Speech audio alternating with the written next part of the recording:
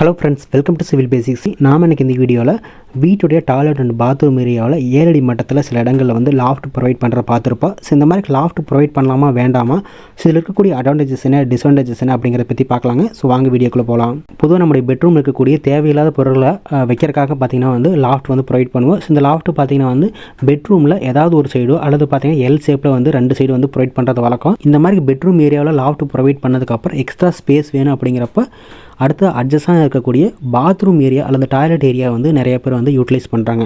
அதாவது அங்கே வந்து லாஃப்ட் வந்து அமைக்கிறாங்க. அதாவது 7 அடி மட்டத்தில் ஒரு லாஃப்ட்டை போட்டுட்டு மேலே பார்த்திங்கன்னா நமக்கு வந்து 2லிருந்து 2.5 அடி வந்து ஒரு கேப் கிடைக்கும். ஸோ அந்த இடத்த வந்து ஸ்டோரேஜ் பர்பஸ்க்காக யூட்டிலைஸ் பண்ணுறாங்க. இந்த மாதிரி நம்ம யூட்டிலைஸ் பண்ணும்போது இருக்கக்கூடிய மெயின் அட்வான்டேஜஸ் பார்த்திங்கன்னா வந்து நமக்கு பெட்ரூம் ஏரியா வந்து க்ளீனாக இருக்கும்.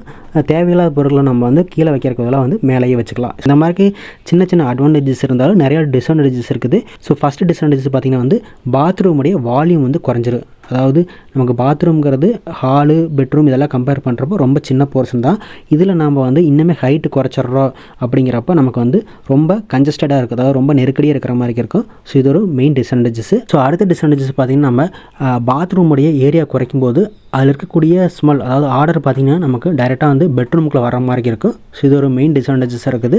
ஸோ அடுத்த டிஸ்அட்வான்டேஜஸ் பார்த்திங்கன்னா நம்ம ஹைட்டு குறைக்கும் போது வென்டிலேஷன் வந்து ப்ராப்பராக கொடுக்க முடியாது. காற்றோட்டம் நமக்கு வந்து சீராக கிடைக்காது.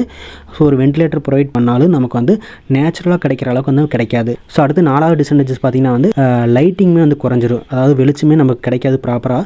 7 அடி மட்டத்தில் லாஃப்ட் போடுறோம் அப்படிங்கிறப்ப சவரை யூட்டிலைஸ் பண்ணும்போது ரொம்ப சிரமமாக ஏற்படும் ஒவ்வொரு டைமு. ஸோ அதே மாதிரி ஒரு நார்மலான பர்சன் போகிறாங்க அப்படிங்கிறப்ப இருக்கிறத விட ஒரு 6 அடி இந்த மாதிரி ஹைட் வந்து அதிகமாக இருக்கிற பர்சன் வந்து யூட்டிலைஸ் பண்ணுறாங்க அப்படிங்கிறப்ப ரொம்பவே சிரமமாக இருக்கிற மாதிரி இருக்கும்.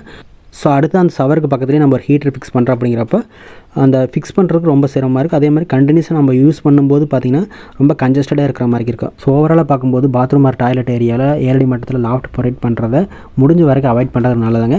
நிறைய பேர் சொன்ன ஃபீட்பேக் பார்த்திங்கன்னா என்னென்னா 7 அடி மட்டத்தில் யூஸ் பண்ணுறவங்க எல்லாருமே வந்து அந்த 7 அடி மட்டத்தில் யூஸ் பண்ணும்போது ரொம்ப ஹீட்டாக வந்து ஃபீல் பண்ணுறதா சொல்லிக்கிறாங்க. அதாவது ஒவ்வொரு டைமும் நம்ம குளிக்கும்போது இல்லை யூட்டிலைஸ் பண்ணும்போது பார்த்திங்கன்னா உள்ள ஏரியா பார்த்திங்கன்னா ரொம்ப ஹீட்டாக இருக்குது அப்படிங்கிற மாதிரி சொல்லிக்கிறாங்க.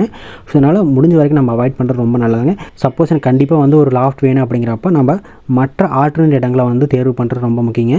ஃபார் எக்ஸாம்பிளுக்கு நம்ம ஸ்டோர் ரூம் இருக்குது அப்படிங்கிறப்ப அந்த ஸ்டோர் ரூமுக்கு மேலே கூட நம்ம வந்து லாஃப்ட் வந்து ப்ரொவைட் பண்ணிக்கலாம். ஏன்னா வந்து ஸ்டோர் ரூம்ங்கிறது நம்ம ரெகுலராக வந்து யூட்டிலைஸ் பண்ண போகிறதில்ல. ஸோ அந்த மாதிரி இடத்த கூட நம்ம யூட்டிலைஸ் பண்ணிக்கலாம். ஸோ கண்டிப்பாக இந்த வீடியோ ரொம்ப யூஸ்ஃபுல்லாக நினைக்கிறேன். நெக்ஸ்ட் ஒரு வீடியோவில் பார்க்கலாங்க. தேங்க்யூ.